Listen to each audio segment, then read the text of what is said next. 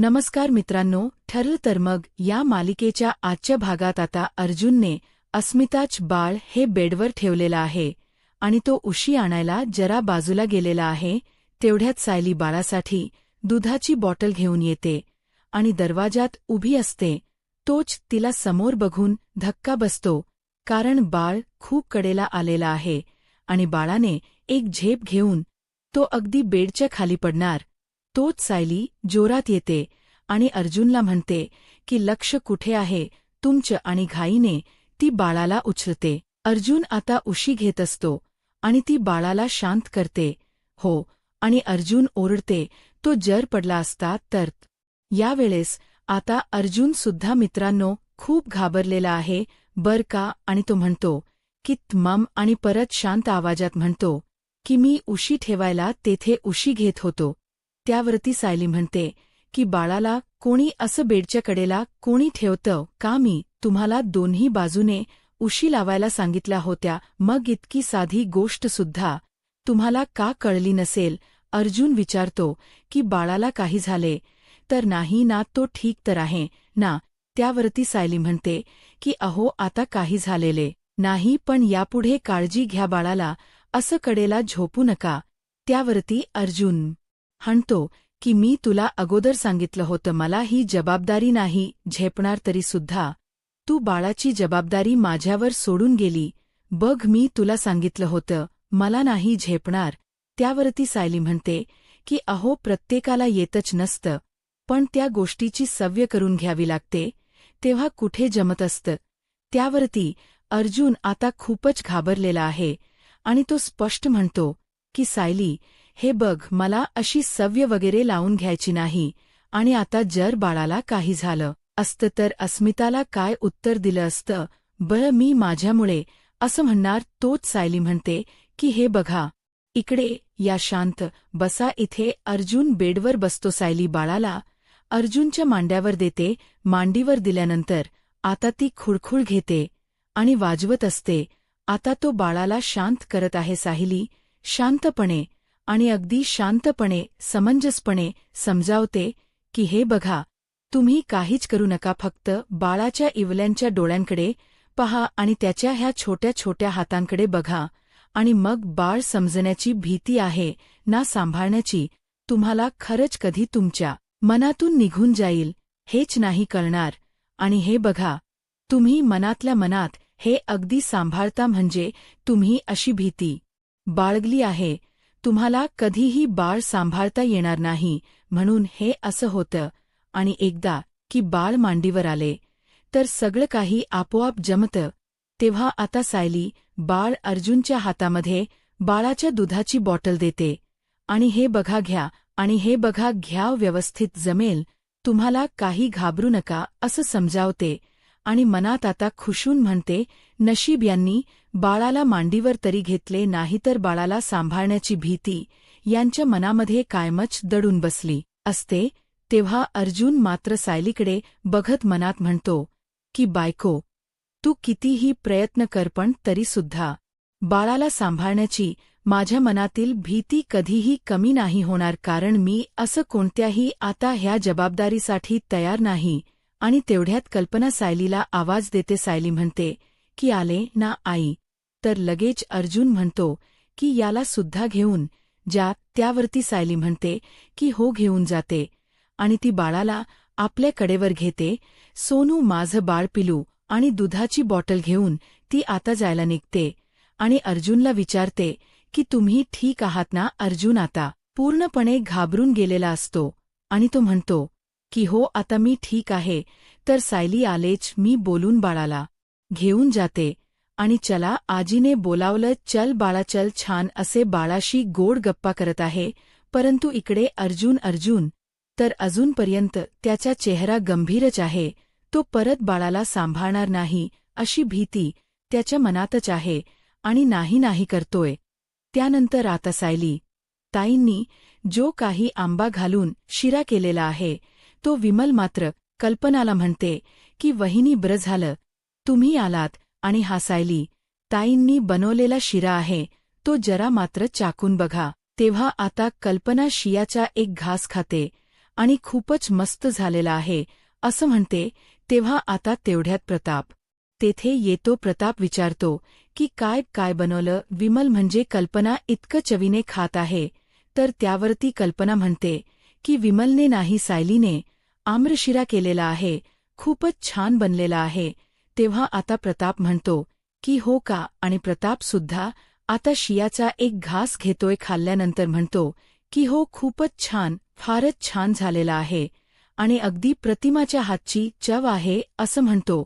आणि तेवढ्यात तेथे सायली येते. सायली विचारते की आवडला ना शिरा? कल्पना म्हणते की अगं, तू जर एखादा पदार्थ केला आणि तो आम्हाला नाही आवडला, असं कधी झालेलं आहे का बाळा?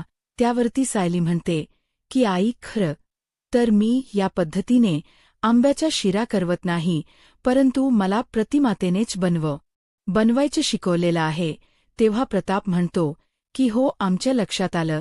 तोंडात जेव्हा घास ठेवला ना, तेव्हा चव कळाली. तेव्हा आता सायली विमलताईंना बशीमध्ये जरा थोडासा शिरा काढायला सांगते आणि म्हणते की खरं तर हा शिरा आज पूर्णाजींसाठी बनवलेला ओरी होता. अश्विन भाऊजी म्हणाले की पूर्णाजीची शुगर जरा नॉर्मल आहे, म्हणून त्यांच्यासाठी खास केलेला आहे. तेव्हा कल्पना म्हणते की होग, आणि पूर्णाई तुला आत्ताच आवाज देत होत्या नाश्ता घेऊन येत असं म्हणत होत्या. त्यावरती सायली म्हणते की विमलताई, पटकन आता बशीमध्ये शिरा घ्या आणि त्यावर आंब्याच्या खोडीसुद्धा घाला, मी त्यांना घेऊन जाते. त्यावरती आता प्रताप विचारतो की सायली, तू आंब्याचा शिरा बनवलेला आहे आणि त्यावरती आंब्याच्या खोडी ठेवून तू पूर्णायला देणार आहे का? सायली म्हणते की हो, कारण त्यांना तसं आवडतं ना. त्यावरती प्रताप विचारतो, अग पण सायली, हे तुला कसं माहिती? कल्पनासुद्धा विचारते, जेव्हा तन्वी लहान होती तेव्हा जर आता आंब्याचा शिरा घरामध्ये बनला तर ती हट्टाने आणि स्वतःच्या हाताने मात्र आंब्याच्या फोडी आहे तर त्या शियावरती घालायची आणि ते सगळं पूर्ण नेऊन द्यायची. पण सायली, हे सर्व तुला कसे कळाले ब्र? तेव्हा आता सायली म्हणते, मला यांनी. तर प्रताप म्हणतो की हो, आमच्या लक्षात आलं सायली, तुला हे नक्की अर्जुनने सांगितलं असे. तेव्हा आता सायलीला असं म्हणायचं असते की मला यांनी सुद्धा नाही सांगितलेलं, परंतु आता ती फक्त म्हणते की मला यांनी. आणि तेवढ्यात पूर्णही त्यांना तन्वीला आवाज देते, म्हणजे सायलीला, तन्वी, माझ्यासाठी नाश्ता घेऊन ये बरं. तेव्हा सायली लगेच पूर्णाईला आवाज देते की हो पूर्णाई, आणते. आणि सायली मनात विचार करते की यांनी तर मला आतापर्यंत ह्या पूर्णाई मात्रशी यावर आंब्याच्या खोडी घेऊन घालतात तर ते कधीही सांगितलेलं नव्हतं. हे सगळं मला कसं सुचलं असेल ब्र? मुळात म्हणजे पूर्णा आजीला आंब्याचा शिरा आवडतो हेच मला मुळातच माहिती नाही, पण हा सर्व घाट मी घातलास कसा? आणि पुन्हा एकदा हा योगायोगच असेल. मी उगाच भलताच विचार करते, म्हणून सायली स्वतः त्याला सावडते. तेव्हा सायली बाळाला कल्पनाकडे देते. कल्पना छान बाळाशी गप्पा करत असते, पण आजीसाठी शिरा बनवलेला आहे, शिरा घेऊन चालली मामी. तेव्हा सायली शिरा घेऊन पूर्ण आजीच्या रूममध्ये जाते. तर विमलताई म्हणतात की हो ना, हे बघा ना कल्पना ताई, सायली ताई किती तन्वी असल्याचं अगदी मनापासून वागण्याचा प्रयत्न करतात आणि हे संबंध त्यांना अगदी चांगल्या प्रकारे जमतसुद्धा. त्यावर आता प्रताप म्हणतो की हो ना, देव करू आणि तिचे हे प्रयत्न यशस्वी हो. त्यावर आता कल्पना म्हणते की हो ना, आणि पूर्णा आजीसुद्धा शिरा बघून खूपच खुश होतील. आपण आता एक काम करू, त्यांच्या खोलीकडे जाऊन बघूयात की काय होते ते. तेव्हा प्रताप म्हणते की हो चला. तर कल्पना आता विमलला म्हणते की तू बाळाला अस्मिताकडे नेऊन दे. आणि विमल आता बाळाला घेऊन अस्मिताकडे जातच असते आणि बाळाबरोबर गप्पा सुद्धा ती करत आहे. पुढ्यात चैतन्य तेथे येतो आणि चैतन्य म्हणतो की हॅलो विमलताई. विमलताई म्हणतात की अर्जुन दादा तिकडेच आहे त्यांच्या रूममध्ये. त्यावरती चैतन्य म्हणतो की माझं काम हे अर्जुनकडे नाही, माझं काम आहे अस्मिताकडे. अस्मिताई कुठे आहे? त्यावरती विमलताई म्हणतात की हो ना, त्यासुद्धा त्यांच्या रूममध्येच आहे आणि बाळाला घेऊन मी तिकडेच त्यांच्याकडे जात होते. तुम्ही नेतात का? तेव्हा चैतन्य लगेच बाळाला खुश होऊन घेतो. अगदी बाळाशी गोड गप्पा करत चैतन्य विमलताईंना अगदी छान असे गप्पा करत म्हणतो की ॲकच युली, मला मगाशी बाळाचाच फोन आला होता आणि तो म्हणतो की चैतन्य मामा, तू कधी भेटायला येणार आहे बरं? आणि बाळाशी तू छान गप्पा करत त्याला अस्मिताच्याकडे रूमचेकडे घेऊन जातो. त्यानंतर इकडे सायली पूर्णाजीला शिरा आणून देते आणि पूर्णाजी आता शियाचा एकच घास खाते आणि म्हणते की हो खरंच अगं तन्वी, अगदी तुझ्या आईच्या हातची चव आहे.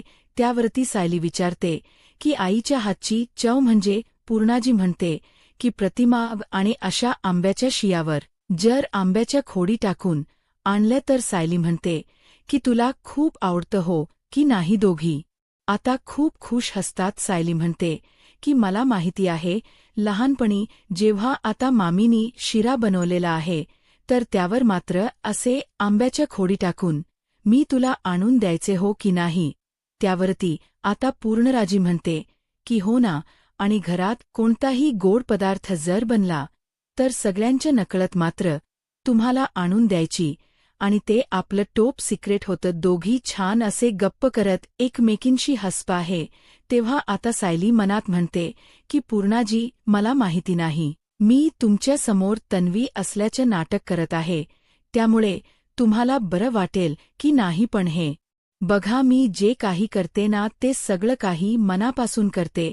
आता कल्पना प्रताप हे दाराश येतात. त्या दोघींच बोलणं ऐकतं अस्मिता ताईंनी ठेवायचं. तेव्हा अस्मिता म्हणते की हो ना, म्हणूनच मात्र नव्याचा अधिकार हा दाखवतोय आणि असले घांडे संशय माझ्यावर घेतोय. तेव्हा चैतन्यसुद्धा आता भडकतो. चैतन्य म्हणतो की सचिन प्लीज, वाटेल तसे आरोप मी ऐकून घेणार नाही. अरे अस्मिता ही माझ्या बहिणीसारखी आहे आणि बहीण भावाचनात तुला कळतं का? तेव्हा सचिन म्हणतो की अरे ताई, म्हणण्याने तर काय होतं, तुझ्या मनात तर वेगळेच विचार सुरू आहे.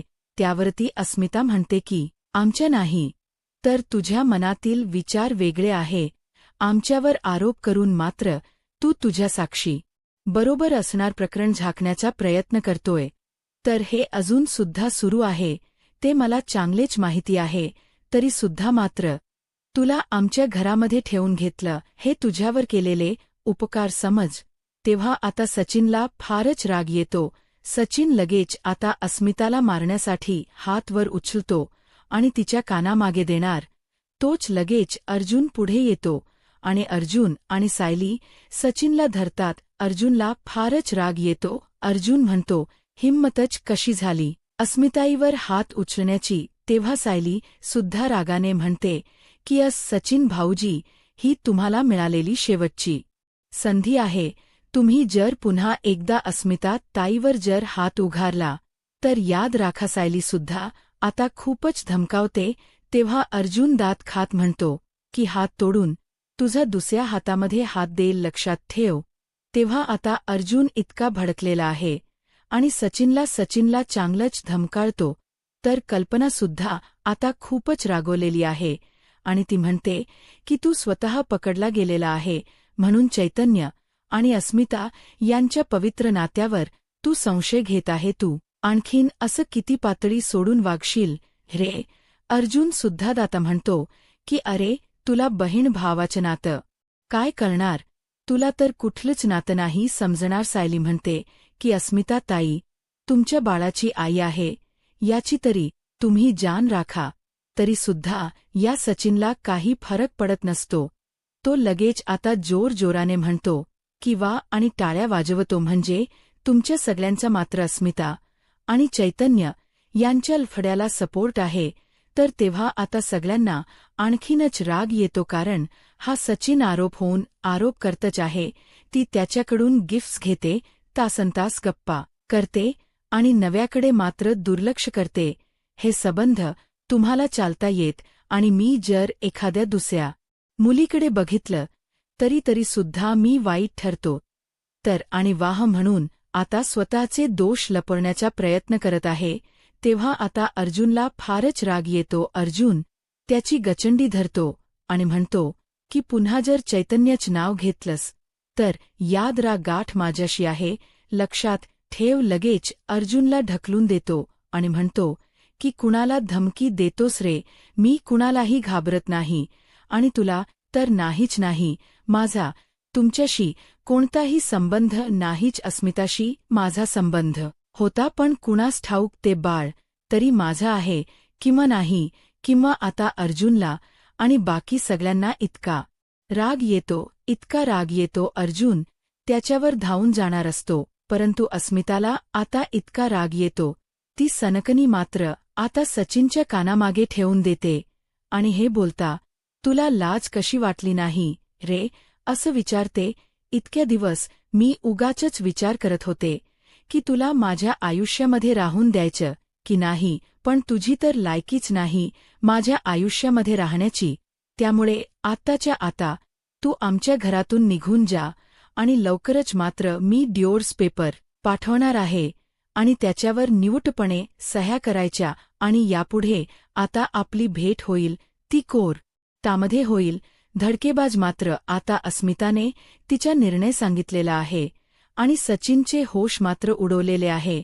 त्यावरती अर्जुन म्हणतो की अग अस्मिता ताई, हेच तर मी तुला केव्हापासून सांगत होतो. अस्मिता म्हणते की अर्जुन, मला निर्णय घेण्यासाठी असा उशीर झाला, आता मात्र माझा निर्णय नाही बदलणार. तेव्हा सायली म्हणते की हो ना अस्मिता ताई, तुम्ही अगदी योग्य करत आहात. त्यावरती प्रताप सुद्धा खूप राग येतो. प्रताप म्हणतो की सचिन, तुला कळत नाही का, निघ चल इथून. जर तुझे काही कपडे वगैरे राहिले असतील तर नंतर बॅग भरून पाठवून देतो. चल निघ इथून आणि परत इथे येऊ सुद्धा नकोस. त्यानंतर अर्जुन म्हणतो की हे बघ आता सचिन, एक गोष्ट लक्षात ठेव, नाही मी तुला अस्मिता आणि चैतन्याच्या पाया पडून माफी मागायला लावली तर नावाचा ॲडव्होकेट अर्जुन सुभेदार नाही मी. तेव्हा अस्मिता म्हणते की याला मात्र प्रियासारखं लाथा बुक्क्यांनी मारून अगदी लाथाडून बाहेर काढलं पाहिजे.